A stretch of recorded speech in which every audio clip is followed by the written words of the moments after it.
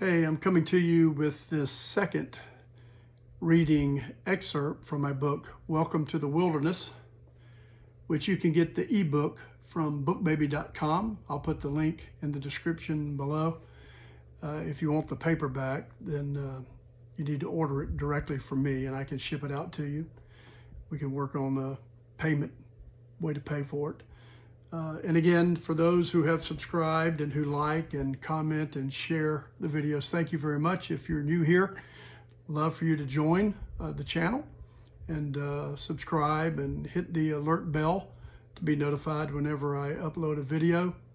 And I'm a long way from 1,000 subscribers, but if I can get 1,000 subscribers, then I can do some live video as well. So that's something to aspire to. So this second reading of the book, Welcome to the Wilderness, is going to be from the first chapter. And the first chapter is entitled My Wilderness Story. And I just want to give a brief little backdrop to it. My father died when I was 10 years old, 10 and a half. And that event was so traumatic, I fractured into many, many pieces. My personality fractured, and I lived in that fractured condition until I was about 53, 54 years old. So most of my life I lived in this fractured condition. The Bible calls it the brokenhearted. Now, the brokenhearted can be those who've just been disappointed on some level in life and, the heart got broken. But it also can include, and in my case did include, a fractured personality, or, if I had been diagnosed, the medical community would have called me multiple personality or dissociative identity disorder. And so in reading from my personal story, I'm not going to go into, like the real horror stories. I've selected an excerpt that, kind of speaks, to that on a small scale, but offers some positive things out of my personal journey. So, as I said, my dad died when I was 10 years old, and that traumatized me to a degree that I didn't know until I was in my early to mid 50s. And by the way, I'm 66, about to be 67. So here's the excerpt. My dad was a great dad.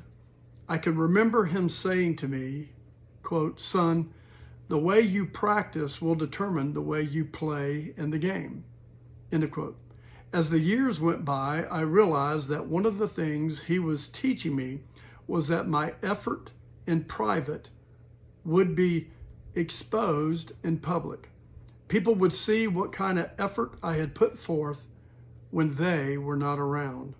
This, by the way, is a great kingdom principle that applies to every area of our lives.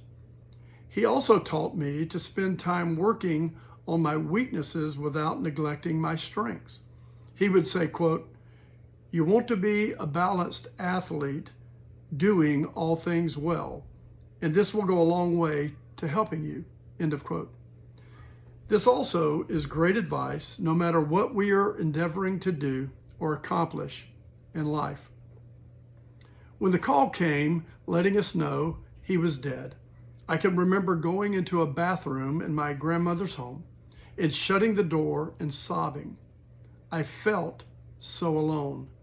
I don't remember anyone comforting me. I am not saying I was never comforted or that no one attempted to comfort me. I have no memory of ever being comforted, ever.